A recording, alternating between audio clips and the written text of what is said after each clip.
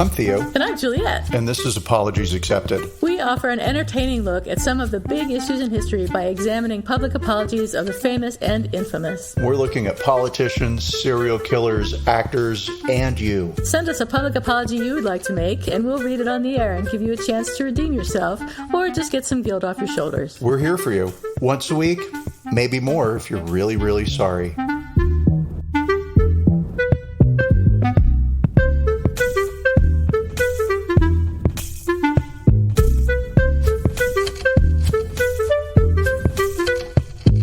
Hi, everybody.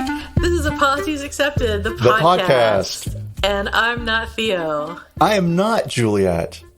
And we are talking about UFOs, which is very exciting. I'm so excited to have this topic. We actually have a theme for the next 2 weeks. And for the next two stories, which we'll discuss over 2 episodes. So one thing in common between these 2 stories is that no actual apology occurred. But in one, an apology was requested, and in another, an apology is implied. So we have an excuse to be talking about UFOs. Totally. This is just, we want to talk about UFOs. These presented us. And we're going to make it fit into our theme if it kills us. So before we get into that, Theo, how's your week been? What's up? My week, it was filled with kindness from strangers, which is totally weird. Oh my gosh. I know, right? Like, what? What the fuck happened? In Austin? I'm kidding. Well, yeah, especially in Austin. So Texas. I had to get a thing for the house. I can't remember what it was. And it involved me going to Lowe's. Not a commercial for Lowe's because I hate Lowe's. I was walking. They're awful. I was walking. No, actually, Lowe's is fine. Hammers. Who cares? So, walking around, and I saw this woman without a mask. And it's goofy in Austin because, you know, there's a mask mandate in place. And I'm going to say a good 20% of people just no mask, whatever they want, right? And no, I'm going to say shop owner, shopkeeper. So 1500s. No, the store, I mean, whatever, right? Nobody's like getting thrown out. Fine. Yeah. So this woman without a mask walks by me pushing a big cart full of whatever it was. And I was thinking as I saw her, oh, what a horrible person. I can't believe. And I'm back to wishing everybody without a mask would just like die of COVID. Serve you right. You know? Sure. So that anger's back. You're cooking up something that's going to make me sick. Yeah. And we got into that little lockstep thing where like, oh, I can't get past her. She can't, I go to the left. She goes to the left, right. And then she flashed me the biggest smile. And she just was such a happy person. And I instantly felt shitty for having wished death upon her. And so I was like, oh, I'm sorry. And she was like, no, it's my fault. And then she blew me a kiss, right? Which, of course, COVID and death. She's spreading COVID all over you. But she meant it in a really sweet way. Hey, I'm going to kill you with kindness. No, she just... At least you were killed by a nice lady. Blew me a kiss. And I haven't been blown a kiss and I don't even know when. So fast forward a couple of days, and I was making a right-hand turn onto a little tiny street, and I wasn't, my eyes just didn't see the car coming because it was traveling so slowly. I thought it was parked. But no, it was a woman who must have been 185 years old and 2 feet tall behind the wheel, right? And so I stopped my car because she had right away, and so stopped, and then she did a little hand gesture to like wave me forward. Go ahead. And I waved at her and I was like, no, you go. Right. And so she went real inch by inch over the minutes. Yeah. And as she evened up with my car, she blew me a kiss, but behind glass windows. Right. Wow. So are people getting kinder? Is this a thing? Are people blowing kisses? Is it on TikTok now? I just get a lot better looking in the last week. Anyway, so I'm going to say my week was surprised by random acts of blowing kisses, and I don't know where it's coming from. Yeah. And how about you? Any old ladies blow you a kiss? No, I haven't been outside the house, so nobody's going to blow me a kiss, except maybe Brent, which would be weird. I'm imagining that now, and it's making me laugh. No, I came back from Arizona last week, which you guys know. There was something I was going to tell you about, but I don't remember what it is. So maybe it'll come up in the course of the episode. But I haven't really done anything. I'm going to. That's what it was. I'm going to Monte Rio next weekend for the weekend, which is up in the near Guerneville. Oh, so okay. In the Russian River area. So we're going up there to spread Brent's mother's ashes is one reason we're going, and also to get out of the house and go somewhere else. Oh, are you taking the cats with you as well? The cat's ashes? Oh, the cat's ashes. I was like, we don't have any cats anymore. Well, I don't know. I mean, I think you mentioned that last time, and I hadn't really thought about it, and then I didn't think about it anymore after that, so I don't know. Maybe that would be a good thing to do with them as opposed to, like, keeping them in the house for the rest of my life. So I'll definitely think about that. It's, ashes and what? Ceremonies around them. Like, what do you do? How do you do it? Ashes too. Yeah. What should we do? How should we do it? I was just thinking we'd go out in the forest and dump them on the ground. But I mean, I suppose we should have some sort of ceremony or something that would be nicer, wouldn't it? I think it's just whatever you want to do. With my Aunt Jill, what he wants to do. Yeah. The big thing was the where we were doing it was what was special. So we didn't have to. We didn't say any words, or I think when we were done, she said something like, "I love you," out loud, and she wasn't talking to me. Who is this? Your cousin? Yeah, it was my cousin's ashes, and I would say, "Sorry, everybody, this will probably it's not a trigger thing, but it's a little bit of a downer, but that's okay." Word of warning about one of the realities of cremains. I hate that word, but I'll use it. Sometimes there are identifiable pieces in the powder. So it's a lot of very fine powder and sand, but there can be fragments. And so that's always the bit where it's like, oh, well, I say like I've done it more than once, No, all of my ex-husbands have been cremated.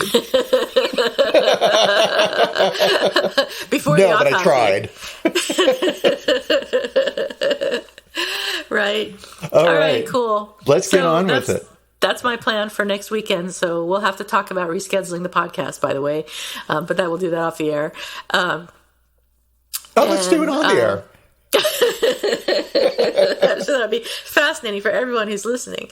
Okay, so of our next two stories, which are UFO related, which I'm totally excited about. For the first story, we have a former Navy pilot whose name is Kevin Day.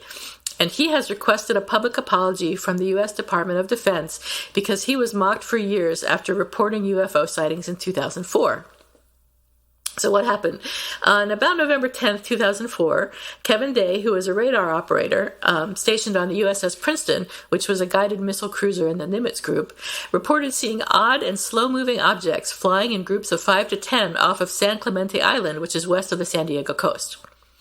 The clusters of objects were at an elevation of 28,000 feet and moving at about 140 miles per hour, so they were too high to be birds and too slow to be conventional aircraft, and they were not traveling on any established flight path, according to Kevin Day. These sightings occurred over about a week, so they were seen more than once over about that 1 week period. And during that week, a gentleman called David Fravor, who was commanding officer of the Black Aces, which sounds really cool, and the pilot, Lieutenant Commander Amy Dietrich, also reported seeing what Fravor called a, quote, white tic-tac-looking object the size of an FA-18 with no wings, markings, or exhaust plumes that when approached, quote, turned abruptly and started mimicking me. Eventually, he told 60 Minutes, it simply disappeared. So, according to Drive.com, which is interesting, Drive.com has a whole section on UFOs and UFO sightings and research into UFOs and some technical information about looking into UFOs, which is really interesting because Drive.com is like an automotive website, which you would guess from the name Drive.com. So it's all about cars and like new cars and old cars and whatever about cars, whatever you would want to know about cars. And they also have this UFO thing, which I think is really cool. But I guess it's sort of mechanical engineering type stuff. It sounds like just a giant excuse to have UFOs on their website. And maybe there's some SEO, organic search pickup, they get additional traffic, or like somebody on the board is just interested. I mean, the only crossover is like that classic UFO story where the UFO hovers over a car and then the car dies. Yeah. Why I wonder if and they how? talk about that. I'll have to look into that. I'm totally interested. Okay. So anyway, according to Drive.com, the Nimitz Carrier Strike Group wasn't just equipped with some of the most advanced sensors the world had to offer, but it also had, hands down, the most advanced networking and computer processing capability of any such system. The integrated air defense system architecture was called Cooperative Engagement Capability, and it was just being brought out for the first time aboard the Nimitz and the rest of the flotilla. In other words, the, quote, tic-tac-looking objects, unquote, were viewed and recorded by the very best real-world sensors in restricted airspace. So these objects were viewed, like I said, in restricted airspace near San Clemente Island, and San Clemente Island is a massive military installation that has a bombing range, radar and telemetry support infrastructure, a huge airfield, and more, including a sprawling special operations training area on its northern tip. You look like you want to say something. Well, yeah, I was going to say, I didn't notice that this was the first time that equipment had ever been used. So that actually, as a semi-skeptic, an amateur skeptic, well, I presents see where you're a going. little thing for me. Like, okay. And there was a guy on board who was a technician who is and I don't have his name. I don't remember which guy he was, but there's a group of like 5 guys that have been interviewed for this article in Drive.com and the Washington Post. And one of them was the best technician for this particular system. So yes, you'd think that there may be some bugs left in it since it was the first time it was out, but the guy who would be able to repair those bugs was there. Well, sure. And the only other thing that gives me pause as a professional believer, amateur skeptic, professional believer, is the pilots reported visual with their own eyes. So it's one thing to have a blip on your radar, particularly if you're using new equipment, new software, new anything, right? Even if it's just like, it's the first day of the week. All right, well, that's probably you guys. But the fact that humans, professional pilots who know what birds look like, weather balloons look like, things like that. Okay, all right. Back on the believer side. Okay, I gotcha. I'm with you. Didn't take much. And what makes this extra interesting to me, what sort of pushes my pushes my conspiracy theory buttons, is that in an interview on the Fighter Pilot podcast, which I've got to find and download and listen to, because doesn't that sound like fun? No. I think it sounds like fun. Commander David Fravor told fellow retired FA-18 pilot and host Vincent Aiello that the squadron's videotapes of the Tic Tac intercept had mysteriously vanished. Fravor says he believes it's likely the tapes were accidentally recorded over, but according to an anonymous witness interviewed by Popular Mechanics, quote, "What really made this incident alarming was when a Black Hawk helicopter landed on our ship and took all our information from the top secret rooms. We were all pretty shocked, and it was an unspoken rule not to talk about it because we had secret clearances and didn't want to jeopardize our careers," unquote. This story was actually corroborated by several sailors who were present on the USS Princeton. I believe it. I have no reason not to believe it. So I think that's fascinating. And I think we'll come back to that in a little bit. But a video of the Tic Tac incident was released in December 2017 by an organization called To the Stars Academy of Arts and Science, which is a UFO think tank founded by former Blink-182 frontman Tom DeLonge and the New York Times. Right? Yeah, and that's always the problem. I'll say always the problem with UFO anything, right? You just go 1 second into UFO and suddenly it's like some random weird thing. Some crazy thing. There's a thing on the internet. Okay. So I was reading an article, and it was sorry, where's my tongue? I'm so excited. Okay. So Kevin Day, the radar operator on the Princeton, who is asking for an apology. He posted on Facebook, "Hey, I'm really," his thing, which we'll get to, where he's asking for an apology, right? Like, I've been saying this thing happened all these years, and everybody called me crazy. And now the government's come out and is validating what I've been saying, and it's really impacted my career, and I'm angry, and I'm owed an apology. Okay, cool. And so scrolling through his comments, I got 3 comments in before I tripped over. Oh, now you know what all of us abductees have been experiencing for years. The ridicule is real. And that got me thinking about this thing called Godwin's Law, which is... Godwin's Law. Godwin's Law, thank you.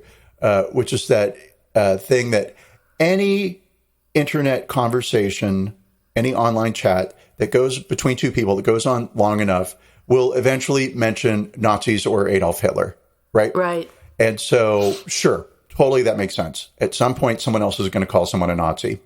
Right. You can't go 5 seconds into a UFO conversation without the crazies. It's just all right That's why there. I love it. It's so good. It's so great. That's so why I love it too. Because it's mixed in with stuff that's real.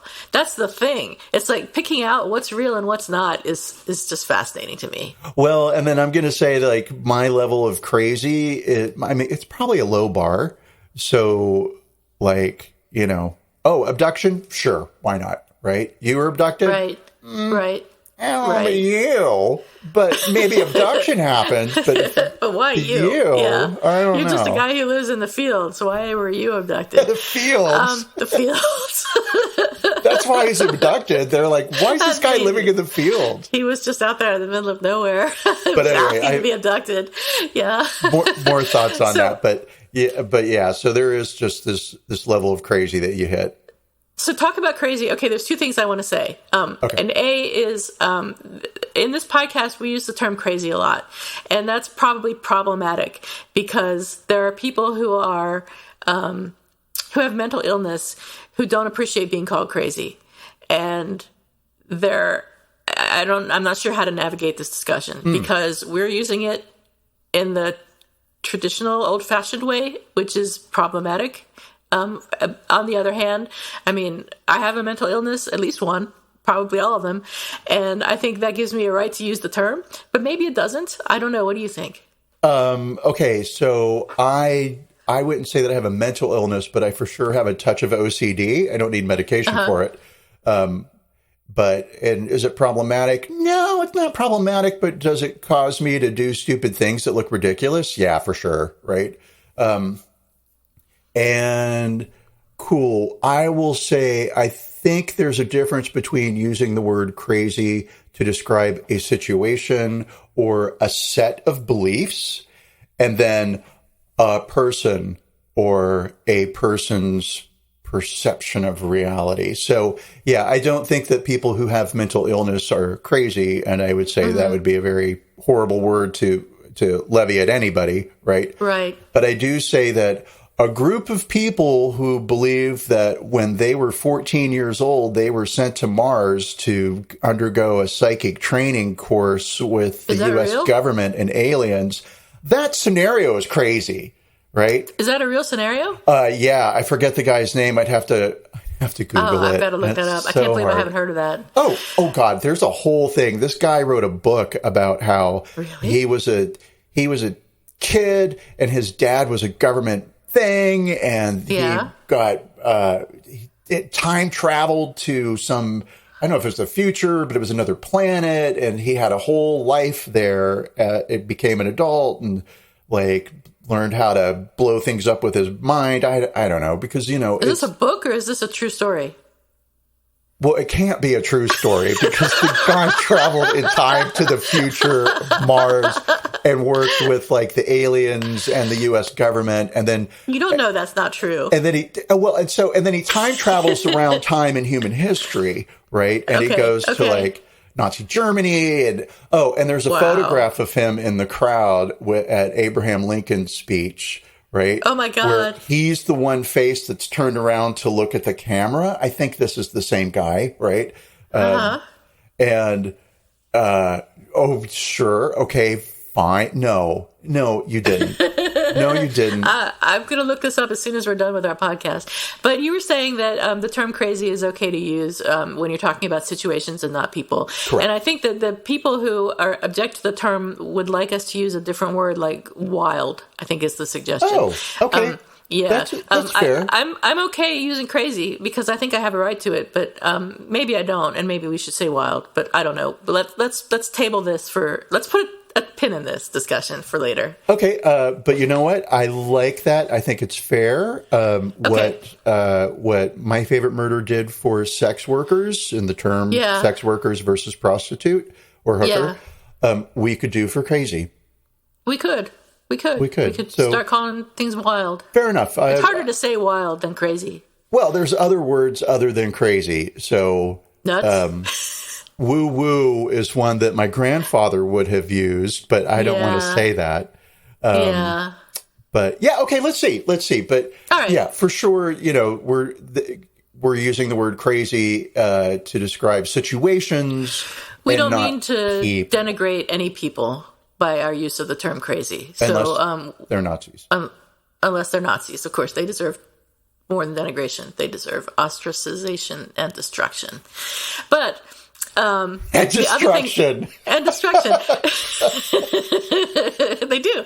The other thing I wanted to say was going back to the Stars Academy of Arts and Sciences. So although this is a UFO think tank founded by former Blink-182 frontman Tom DeLonge, or Lawrence, which is wild. How you pronounce it, which is wild. It is also led by former high-ranking government officials. So one of the people that was involved in this organization was Luis, and I got his name lower down. Elizondo? I forget his last name. Yeah, Elizondo. And he was the guy who ran. Well, we'll get to all this later. But there are a lot of important government officials who are involved in this project. Who are getting paid ridiculous amounts of money. We're probably getting paid a lot of money, yeah. I mean, they are. They're not there voluntarily, right? But they are happy to be there publicly. Well, yeah. They're not being forced to be there. Okay. I don't know. I think money forces a lot of people to do things. But fair enough. Okay. So, yes, they are there being paid. They're being paid. But, of course they're being paid. Well, no, I mean, you could have like a band of brothers of truth who get together and like, you mean volunteers? Volunteers. I suppose you can. I like band of brothers of truth better. But I'm thinking of it as more their post-employment consulting work, which is normal and healthy and good. But all the corporate speak. Okay. So anyway, so the government had actually released a report on UFO sightings in June of this year, 2021, which is just before and probably the driving force behind Kevin Day's request for an apology. And this report was by the Office of the Director of National Intelligence and said that of the total of 143 UFO sightings since 2004 that cannot be explained, there were 21 reports of what they're now calling UAP, unidentified aerial phenomena, related to 18 reported events that were beyond the known technological capabilities of America. Sure. So what they're saying is that there are 21 events that happened between 2004 and when the report came out in June. There were 18 reported events that we could not explain. Based on existing technology that the United States has. It could be another country's technology. It could be aliens, although they never mention aliens in the report. We just don't know what it is. And after this report was released, Kevin Day posted a bunch of times on Facebook. His first post said, "I simply do not have words for the vindication I now feel. I was laughed at, mocked, and talked about behind closed doors within the Department of Defense whenever I tried to describe what we had seen off SoCal in 2004. The price I paid personally might have been high, but knowing what I know now would likely do it all over again." And then, the next day on June 27th, he said, "From 2004 until 2009, when I walked away from the Department of Defense out of frustration, I had tried in vain to get anybody to listen to me." I've lost my place. Here it is. Yet, every time I tried to describe what we had witnessed out in SoCal during Tic Tac, I was openly laughed at, made the butt of jokes, and once even asked by my then boss just what the fuck I had been smoking. At the time, my concern was purely safety of flight because of objects that I knew to be real and inexplicable were in our training areas. The very reason I had received permission from Captain Smith to intercept them in the first place. Sociocultural stigmas about UFOs did indeed prevent me from making the case at the time. The stigmas also cost me a second career in DoD at the least. I paid a very high price personally, and I hold the Navy DoD directly responsible for their complete and utter malfeasance and gross dereliction of duty, which indeed did nearly result in air-to-air mishaps with unknown objects and Navy aircraft in the years that followed. I also hold Navy DoD directly responsible for what I and others went through as a result of trying to uphold our own duty and simply do the job the American people paid and expected us to do. I and others deserve a formal public apology and a redress for the costs I/we paid, ? I don't know why you put a question mark there. He shouldn't have. Yeah, but, all right, cool. Yeah, I mean, yeah, right? And it's the release of the film where it's like, yeah, buddy, yeah, I'm with you. I would feel very much the same way. The object. Did you watch it? Of course, yeah. I watched it like the minute it hit the news. I was like, oh, did you? Wow. I'll be the judge of this. I'll determine if it's a UFO or not. How dare you people? And so, yeah, it was very cool, right? Yeah, yeah. And in the way of all UFO videos, it was the best I've ever seen. Yeah. Right? Yeah, it's very clear. Yeah. Yes, very clear and cool and solid, but real, authentic, right? Authentic. But also in the way of all UFO, it just didn't give me enough. It was frustratingly small and short video clip, right? Yeah, and you want them to zoom in and show you the object. Well, right. I want to see happy aliens waving from windows. But aside from that, I also want to see, I'll use the word ship, but I don't know. I want to see the object in relation to things I know the size of. So it would have been very helpful for me if the object was like over a forest but it's just, it's a thing in this with some clouds, right? Right. And we all know clouds can be like 5 miles long. I know. Clouds can be any size. Yeah, all sizes. I don't know how long a cloud is. But, yeah, it's hard to say, like, it did have the, air quotes around classic, it did have the classic sort of saucer shape. They used the word tic-tac, but the video, oblong. Looked like very conventional children's drawing of a flying saucer. It's just pretty amazing that maybe it's a sociological thing that people keep seeing saucers, flying saucers, UFOs of the same sort of size. I don't know. Or maybe it's just like a visual thing. I don't know. Anyway, so the government UFO report addressed what it described as sociocultural stigmas in the report. I did say that. In the armed forces and intelligence community surrounding the reporting of UFOs. It said, although the effects of these stigmas have lessened as senior members of the scientific, policy, military, and intelligence communities engage on the topic seriously in public, reputational risk may keep many observers silent, complicating scientific pursuit of the topic. And former fighter pilot Alex Dietrich, who I mentioned earlier, she was on a training mission when she spotted the tic-tac-shaped orb in 2004, has since said that she wants to normalize the UFO debate by talking about her experience. And she told Reuters that she hopes people will talk about sightings without the fear of being ridiculed or mocked. She said, folks might be concerned about their careers or their church or something like that. They don't want to be the kooky UFO person, so I guess I'm trying to normalize it by talking about it. Hey, that's something we could say instead of crazy. We could say kooky. Okay, yeah, kooky. I'm not suggesting it seriously. We'll find the word. Okay. I think it's fair whenever anybody presents a logical objection to the use of a word to really think about it. Yeah, more than like, is that all you have to complain about? But instead, like, you might have a point. Yeah. Yes. Yeah. So in the government report, they didn't identify any of the previously seen UFOs as alien spacecraft, of course. The report only admitted that the government could not identify the source of the sightings or what those UFOs actually were. One official said, we continue to put a lot of effort and energy into tracking these types of developments, and we watch that very carefully. Nothing in this data set clearly points us into that direction, that is to say, the direction that the UFOs are alien spacecraft. A guy named Gregory Monahan of Minnesota gave a great quote saying, I expected no less. It is a shambolic waste of taxpayer money. We all know life beyond Earth exists. Why not just tell us the truth that other beings have found our planet? I have no doubt they are living among us now. Right. And so, perhaps, what do I know? Yeah. Maybe they are. Maybe they're not. Who knows, right?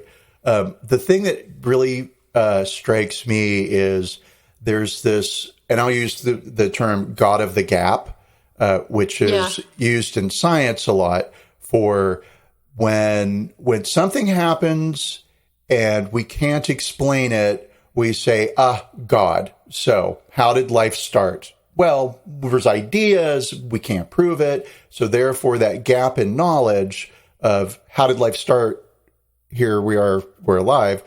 God, right? Mm-hmm. And so same thing with UFOs. There's a camp that wants them to be just objects that do weird things. And then the minute you say, there's an object that doesn't obey disobeys the laws of physics. And no, it doesn't obey the law of physics. It's not whatever. And we go from object to alien in 10 seconds, right? It doesn't have to be an alien. It could be some kind of space rock that we don't know about. It could be anything. It could be anything. It could be a cloud. It could be a solid cloud that moves really quickly and kidnaps people in their sleep. So we've got these pilots who all saw something with their eyes and saw something on their radar and had a shared experience at the same time. Well, experience, I'm going to use that word, who all saw a thing at the same time, right? And they are very clearly not saying the word aliens. They're just saying object we don't know about. And then other people are coming in and saying those objects are flown by people that aren't human. In early 2019, the U.S. Navy changed its reporting rules and its procedures for when its personnel observed a UFO or USO. Or USO meaning unidentified submerged object, which is a new term to me, but kind of cool. I don't know if there are a lot of USOs, but now I've got a whole field to look into. There's a whole thing about how the Navy oversaw Project Blue Book, I think. And I forget, maybe the Navy hadn't been created yet. But anyway, there's a whole conspiracy theory around, a lot of these UFO government divisions fall under the purview of the Navy. And it's because of USOs. It's because... What? So supposedly, aliens live in our oceans, which sort of you could say makes sense since humans aren't there. Oh, I see. Right? I see. And gotcha. so the Navy has a lot of run-ins with a lot of flying saucers, right? USOs and then the flying UFOs. Saucers, because reality doesn't mean anything to them. They can live in the water and they can be in the sky, go from the water to the sky. The question that we're trying to address here is... how can you scientifically study unidentified blank objects if when people see them, they are ridiculed and mocked? So the U.S. Navy is now drafting guidelines for pilots and other personnel to report encounters with unidentified craft, which is a significant new step in creating a formal process to collect and analyze unexplained sightings and destigmatize them. This is in response to a series of sightings of unknown, highly advanced aircraft intruding on Navy strike groups and other sensitive military formations and facilities, the service says. Chris Mellon, a former Pentagon intelligence official and ex-staffer on the Senate Intelligence Committee, said establishing a more formal means of reporting what the military now calls unexplained aerial phenomena rather than unidentified flying objects would be a sea change. Right now, he said, we have a situation in which UFOs and UAPs are treated as anomalies to be ignored rather than anomalies to be explored. We have systems that exclude that information and dump it. So what I've read is that the armed forces have been, I don't know if it's explicitly or implicitly instructed to ignore any UFOs. If you see something on your radar, don't save the information, just get rid of it. Pretend it never happened. It creates a lot of paperwork. Right. I bet it would. But now they want you to save that information and forward it to whomever, I don't know, some organization, perhaps, or some component of the armed forces. Tom DeLonge. See, yeah, I'm making fun of it. I shouldn't do that because I'm creating the issue that these pilots and military people. Yeah, you're making fun of them. Shame on you. I'm not. It's a cheap joke, and I always grab the low hanging fruit. Oh, I hate that term. I know, and I don't mean a gay guy who's just swinging from the monkey bars. I don't mean that either. Never mind. Anyway, so this development around dealing with UFOs or UAPs or whatever you want to call them comes amid growing interest from members of Congress following revelations by Politico and the New York Times in late 2017 that the Pentagon established a dedicated office inside the Defense Intelligence Agency to study UAPs at the urging of several senators who secretly set aside appropriations for the effort. The office spent about $25 million conducting technical studies and evaluating numerous unexplained incursions, including one that lasted several days involving the U.S. Nimitz carrier strike group in 2004. So the Washington Post did their own follow-up to Politico's story, stating, recently, unidentified aircraft have entered military-designated airspace as often as multiple times per month, according to Joseph Gradisher, spokesman for the Office of the Deputy Chief of Naval Operations for Information Warfare. Well, these people have really long titles. And the Drive.com says, and this is an interesting paragraph, the main revelation is that technology exists that is capable of performing flying maneuvers that shatter our perceptions of propulsion, flight controls, material science, and even physics. Let me underline this again for you. The Nimitz encounter with the Tic Tac proved that exotic technology that is widely thought of as the domain of science fiction actually exists. It is real. It isn't the result of altered perception, someone's lucid dream, a stray weather balloon, or swamp gas. Someone or something has crossed the technical Rubicon and has obtained what some would call the holy grail of aerospace engineering. End. I don't know if I believe that. I mean, it could be anything, right? I mean, there must be alternate explanations then that we have this exotic technology or that China has this exotic technology. I don't know what those explanations would be. Maybe we don't have them, but it certainly doesn't prove that UFOs, that alien spacecraft exist, right? Right. And now we are facing the gap and our answer is this is where it stops, right? Because this is objectional. I'm not objecting to the truth. Yes, thank you. This is truth. This is what we can see, right? And then we can speculate and presume whatever we want. So this is really interesting information, and I wish that I had another 3 weeks to look into all of this and research everything, and maybe I will in my own time because I've got nothing else to do. Oh, same. I'm totally fascinated. And we should, because there is, we do know that the government intentionally created a program of disinformation and that's what I was going to talk about. Okay, cool. Yes, but it's next week. Decided to paint people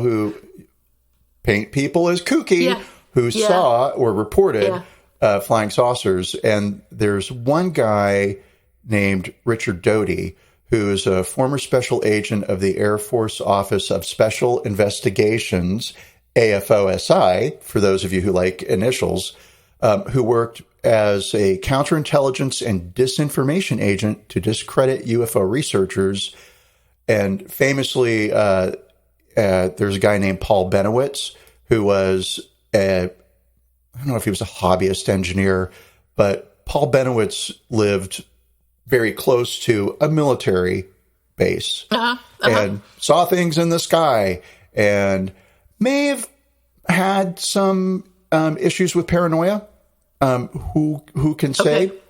But Paul Benowitz accidentally tripped over some top secret communication from the base between pilots who were test flying a drone. Right. So this was new technology that nobody was supposed to know about. And he sort of like got that. And he was going out to the UFO community saying like, here's what I've heard and here's what I've seen. Right. And so Richard Doty on purpose recruited this guy, fed him a lot of bullshit about, there are aliens. And if you take this piece of equipment and you attach it to yours, you'll be able to decode the alien language. Wow. And you'll know what they're saying. And so Paul Benowitz was on, there are different perspectives on this. I'll use the more inflammatory perspective, which is on purpose driven crazy by an agent of the U.S. government, right?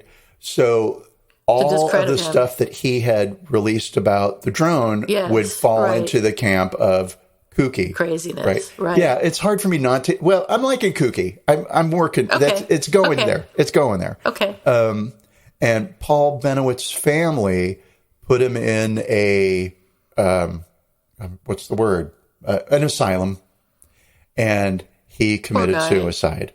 Oh, that's so sad. Yes, and I can't find out because I only spent about 5 minutes Googling. I can't find out how he died.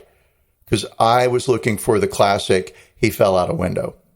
Right. But it doesn't say. It just says that he committed suicide inside the institution. And so does the U.S. government on purpose try and discredit people? Absolutely. Seemingly so, according to Richard Doty, who is a disinformation agent. And everything that he says should be taken with a giant grain of salt because he's an avowed and he's known. And the government's been like, yeah, he worked for us. Right. Yeah, that was his title. Yeah, he's a real U.S. government employee. Whether what he's saying is true or completely lies, is he kooky? I can't say.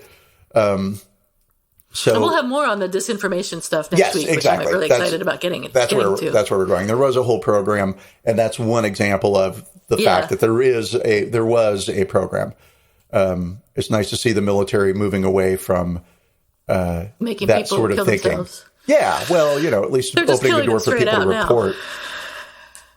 Yeah. Okay. Be careful because we could become targets. Our little podcast. Yes, I'm sure it will. So let's talk about the apology. So there was no apology.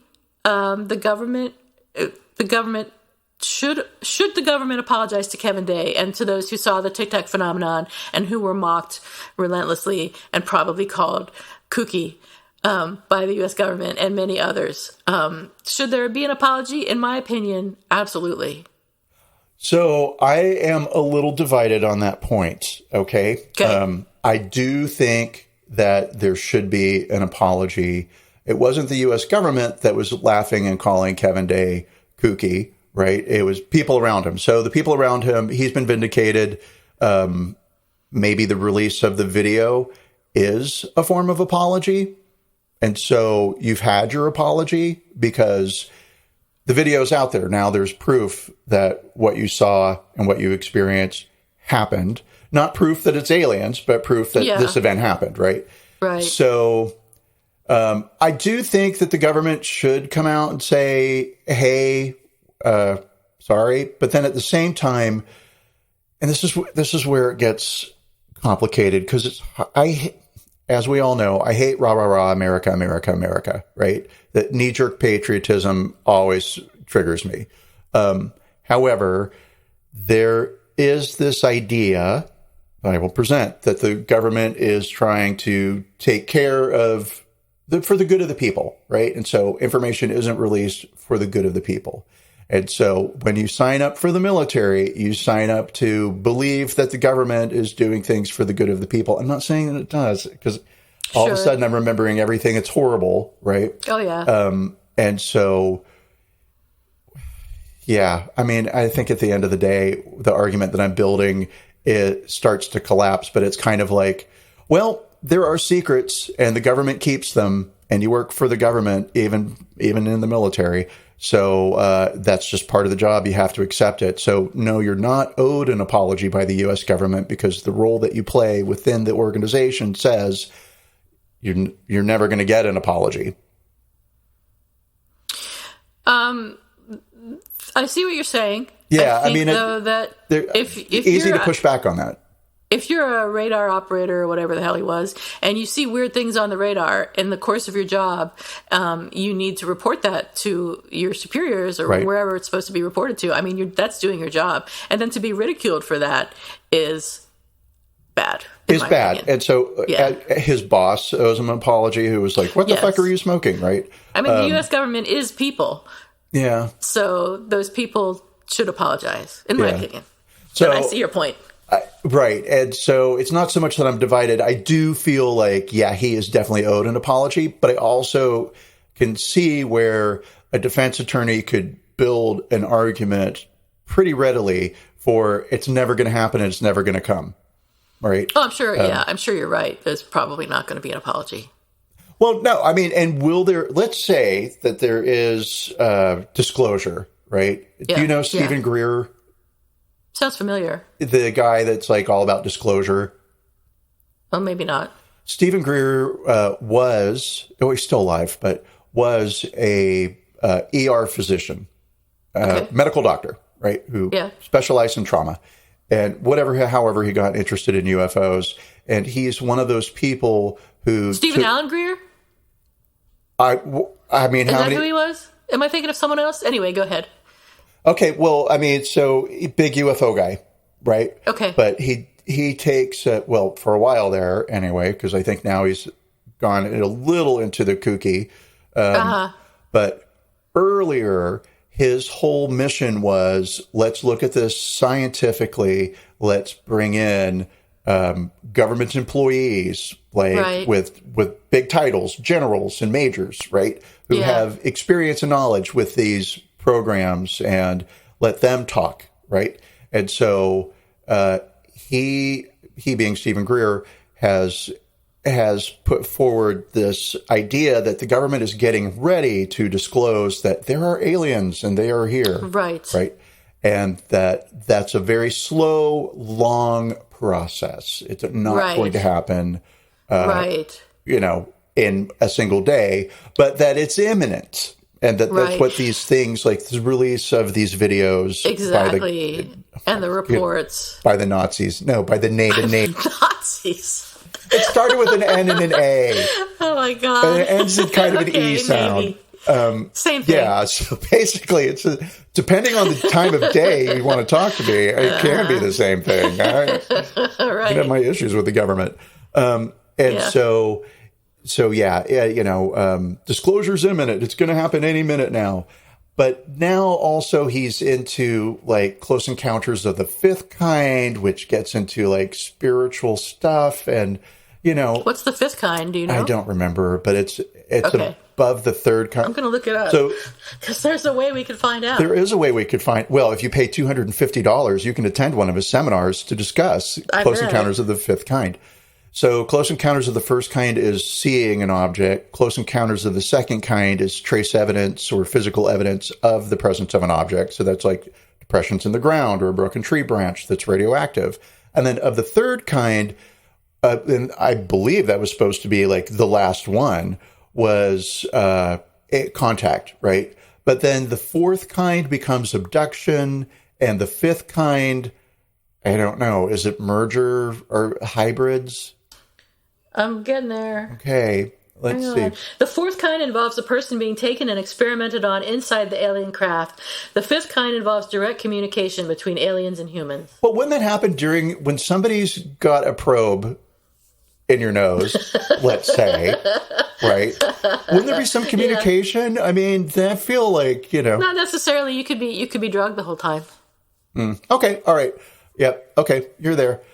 So fifth kind would be like open dialogue. Hi, my name is Joe. My name is Zerblot.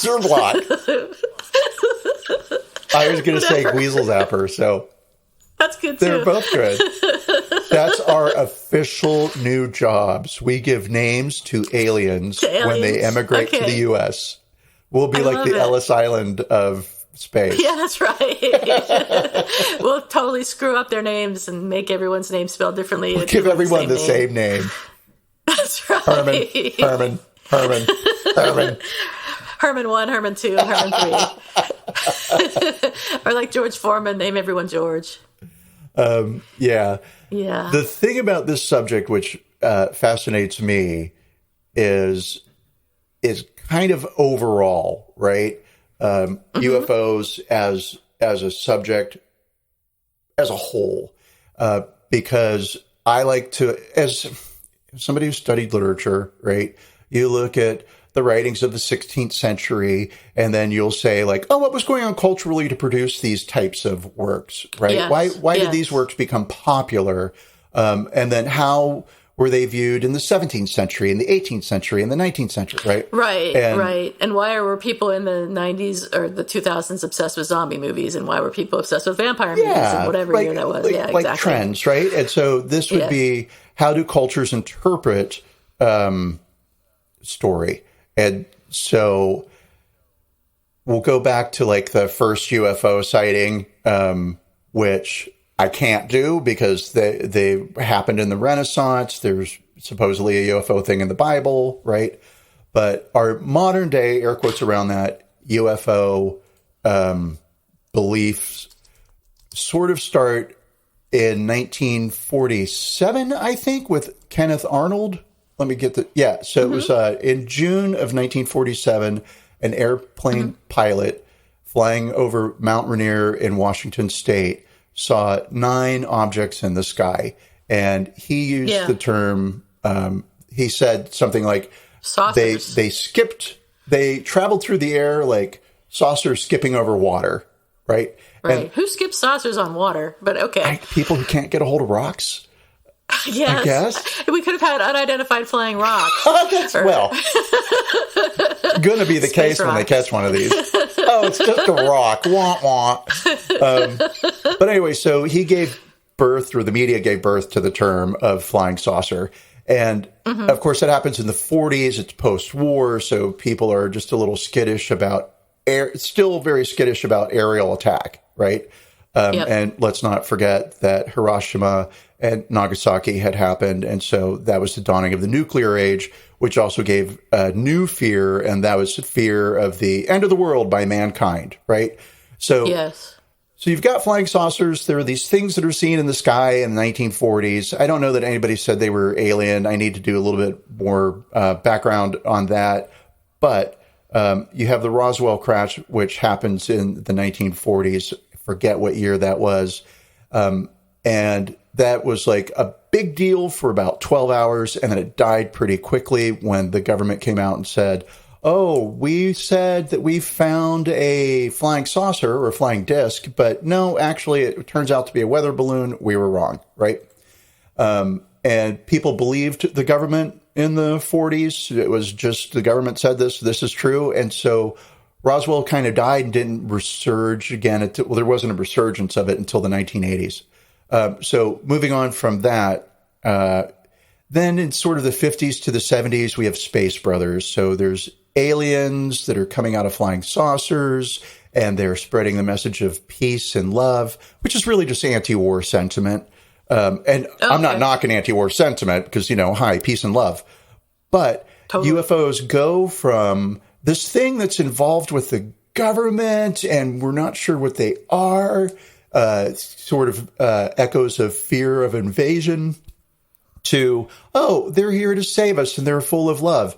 And then we move into the 80s, and Whitley Strieber, who releases a book called Communion, which when I worked in a bookstore, and when I first saw that book cover, fucking nightmares. Scared you? Oh, that's right. It was spooky. It was very spooky, and I could not walk by it. Like I would go 10 extra feet out of my way.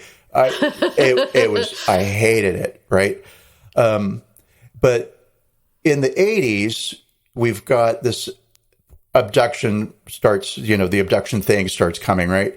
And this, for me, speaks to saving of humanity by technology, right? This idea of, humans need to be, are a precious resource and need to be mined and saved, right? This also happens around the same time as the satanic panic. And so we've got children that are being abducted by satanic cults, right? And sexually abused and murdered and all kinds of bad devil things. And then we have adults who are being kidnapped by aliens and experimented upon and having their seed, if you will, harvested.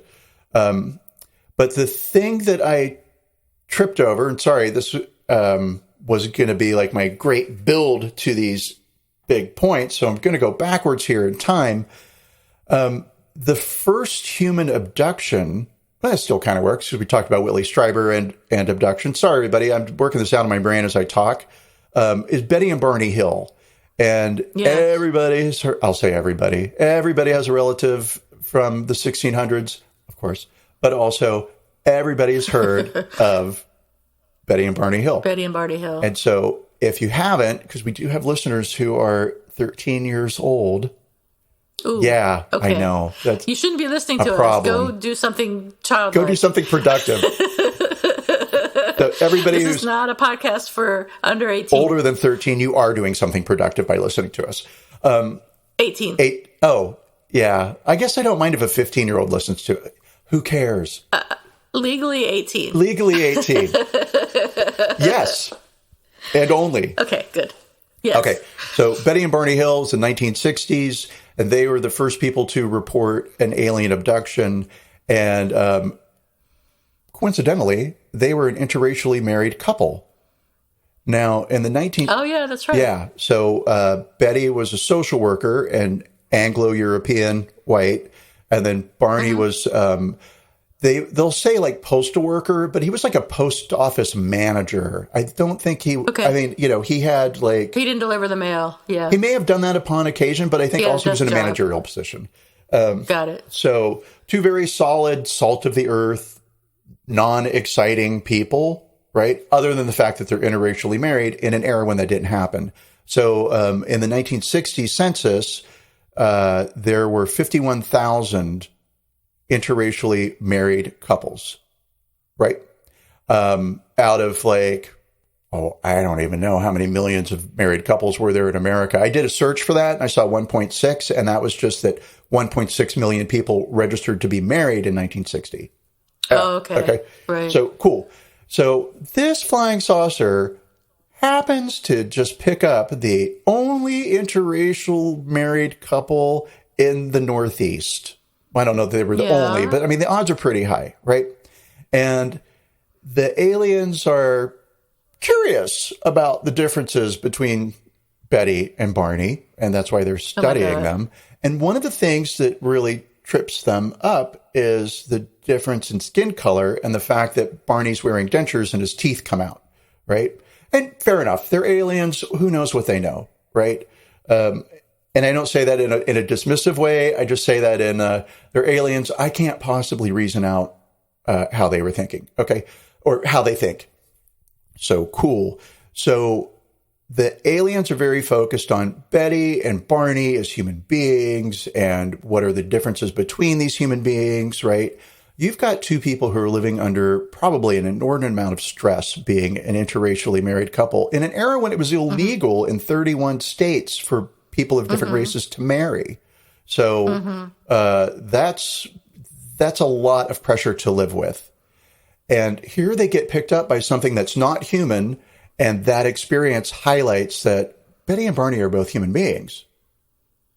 Right? Yes. And so the race doesn't matter is the message that Betty and Barney are sending through their story to the culture at large.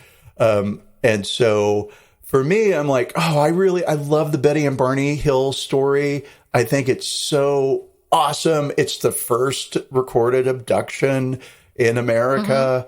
They're fascinating people in and of themselves. I believe that was their experience. whether or not that actually happened, whether or not, because it was all uncovered under hypnosis. So maybe their hypnotist led them down this pathway. There's a bunch of stuff where it could happen, but I don't think they were intentionally creating a hoax. Right. Yeah. Because they didn't need extra attention because they had enough of it when they walked down the street together. So I think that what's interesting for me out of this one particular UFO story is that it serves a function that the culture needs, which is, oh, hey, there's white people and black people, but we're all human beings. And how we know we're all human beings is we can contrast our humanness against these alien beings that come along to study us, right? We're not the others, the interracially married couple. The others are the aliens. I think that's a bit of a stretch, but I'll go with it. I actually think it's real solid, and because I came up with it. And I'm sure I'm not the only person to have thought, oh, it's interesting that an interracially married couple discovers some non-human beings, and that in their story it highlights the fact that they're both human, and they were studied, and the alien said, you're both human. Okay. Yep. So there we go. So I think that UFO stories, I'll say, not UFOs, serve a cultural purpose, like all stories. That's implying that they don't exist. That UFOs are not actual things that people see. Well, I would say in the same way that literature serves that same function. So these UFOs become stories as they are retold, right? You read them. And so I think in that way, and two things can be true at the same time. So it's entirely possible that UFOs are real. I mean, I'll say I believe in them. Sure. Why not? Right. But that great family quote, you can believe in anything you want to until it costs you money. So guys, don't come at me and ask me to join your UFO club for $50 because I'm not gonna. So I'll stop there because I'm havering. That's a good Scottish word. Make the fucking point. All right, so I get your point. We could argue about it, but we don't need to. We'll say that for episode 2. Yeah, we'll save that for episode 2. So how about Who's Sorry Now? Do you have a Who's Sorry Now? Oh, I don't. Dang, you're going to have to go first. Okay, I'll go first. I'll talk about mine. So mine is small, but sort of interesting, at least to me. So the place where I stay in Arizona, where I just came back from, is very close to the border of Mexico. And on the way to it, from Phoenix, you have to drive through the Barry Goldwater Air Force Range, which I don't know what they do there, but they do a lot of flying stuff. And they fly things every so often. When I'm down there, I'll hear a sonic boom. So they're obviously breaking the sound barrier on some of their flights. And it's an Air Force range, so they're probably testing or flying aircraft, right? So next week, we're going to talk about Fife Symington and the Phoenix Lights, which have been blamed to some extent on events happening at the Barry Goldwater Range. And obviously things happen there that have been unexplained. And one time, so before I stayed in the house in Arizona, my parents would stay in the house in Arizona, and they would drive down from Phoenix, and my father would go back and forth every so often. And one time he says he saw a UFO at night on the Barry Goldwater Range. And I wish I had more to tell you about the UFO that he saw, because he refused to tell us what he saw. Wow. And I know. And he went to his death without telling anyone, as far as I know, exactly what he saw. But I would ask him every so often, and he would just shake his head.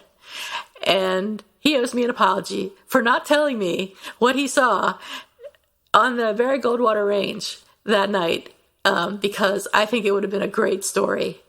But why wouldn't he tell anyone? Well, so when he said that, now I realize he didn't tell you a lot, so I'm going to start asking you questions right. and just make up the answers. You ask all you want. Yeah. Okay, sure. Yeah. You can fill in the gaps with alien anything, and I will believe, Right?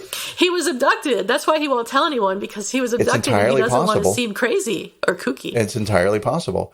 But so it's entirely possible. When he said that he saw a UFO on the base, on the ground or over the base? In the air? I assume in the air. But he really didn't say anything about it. And, it came up, I think, in the context of, like, we used to listen to Art Bell. All of us, not together, but, like, separately or whatever. Oh, that'd be so great if you and your dad huddled together around the radio. Jinx. Listening to Art Bell. No, we lived in different sides of the country, but we would listen to Art Bell, and we would talk about it, and, he would get radios that worked in Arizona that would bring in stations that he could listen to Art Bell on at different times of the night and stuff like that. So anyway, it was in context of Art Bell that we talked about the thing that he saw in the Arizona desert. And I asked him, have you ever seen anything? Any UFOs or anything? And he said yes, and then he refused to elaborate, which I think was completely unfair. You don't tell someone you saw a UFO and then refuse to tell them about it. I mean, you've already admitted that you're kooky, right? You saw a UFO. I mean, theoretically. Yeah. So why not just go all out and tell them about the abduction and the anal probe, the other thing that happened. Go all in. That's what I say. I say so too. Yeah. I mean, the minute you say, like, hey, tell me everything. It's a good thing. Right? Tell me every moment. Did you lose time? I mean, I think I got the impression that he lost time, but I mean, that was just an impression that I got. And I just want to know, but no one knows. That is really, really frustrating. Yeah. And like, I'm not above getting a Ouija board and contacting people. Oh, let's do it. Oh, let's do hard that. To do over Zoom. Can we do it over Zoom?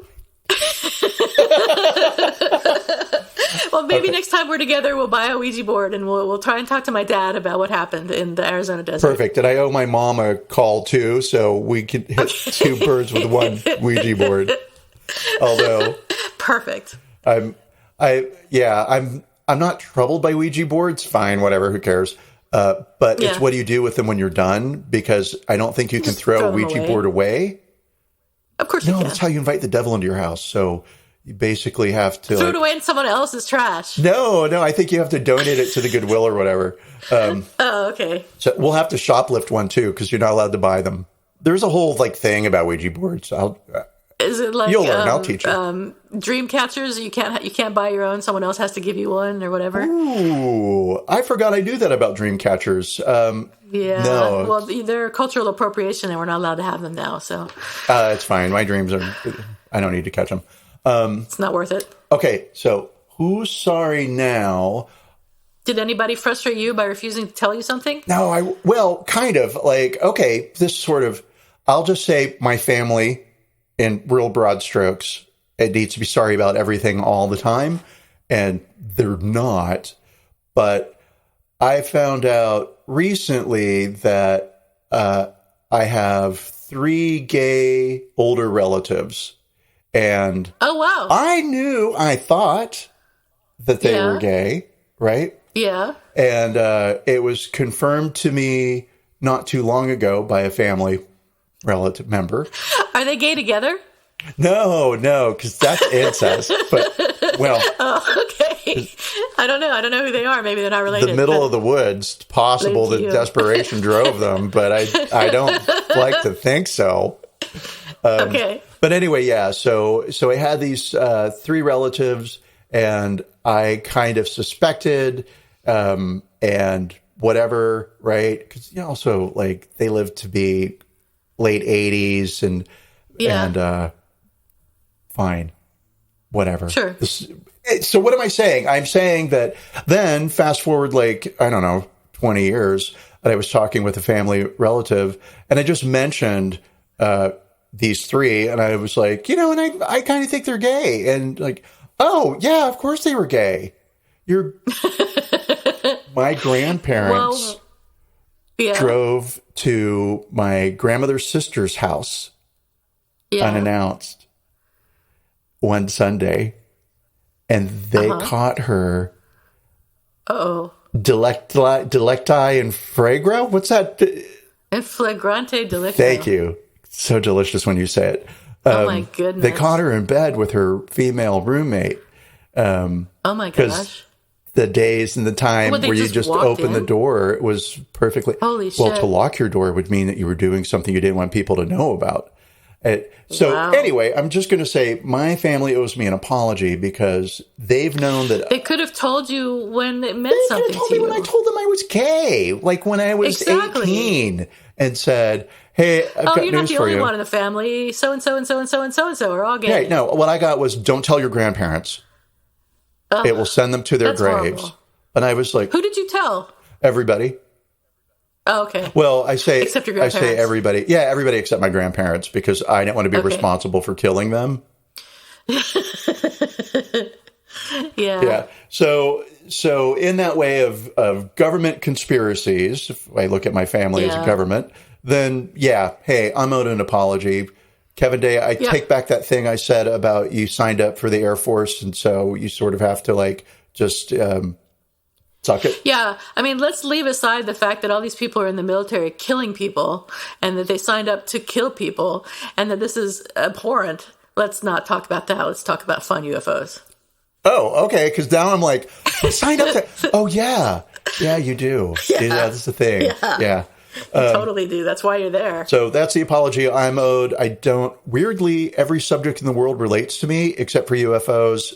My granddad saw one. It's really convenient for the podcast. I know. Your granddad saw a UFO? My granddad saw a UFO, but he talked about it. I think you should have brought this up before. Well, it's kind of a nothing story. What did he see? He was outside of his home, and they live they live in the mountains with a lot of forest around them. And so he saw a light in the sky above the tree line, and the light did weird things and then just flew up straight into the sky and disappeared. And that's the extent of his story, but I don't know when he saw, I know it was night, but I don't know when he saw that.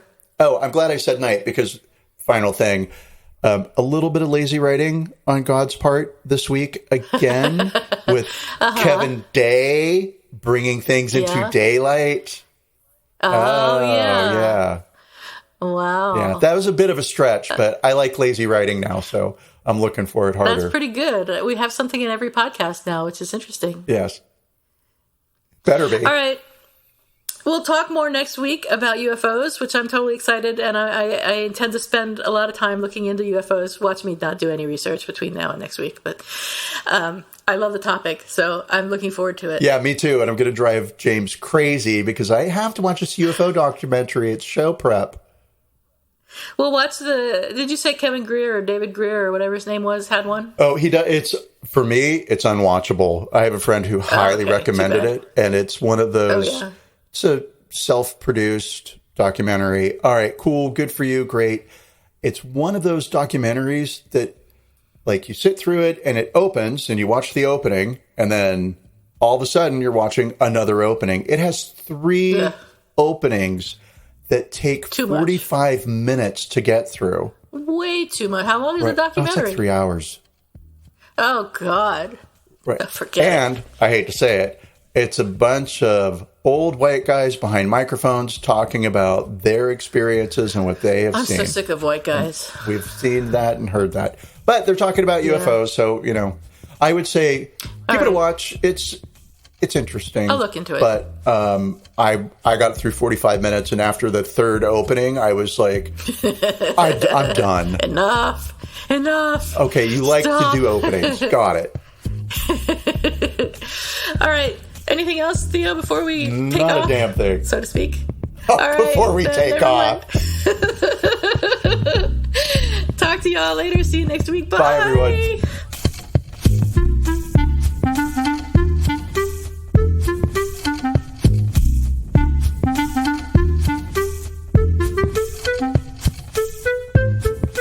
Thank you for listening to Apologies Accepted, the podcast. You can find links to the articles and the sources in the show notes. To submit an apology or find out more, visit us at apologiesaccepted.net, where you can also find our merchandise. We're on Twitter at Apologies Accepted. And on Instagram at apologies.accepted. You can support our important work at Patreon.com/Apologies Accepted. And fuck Facebook.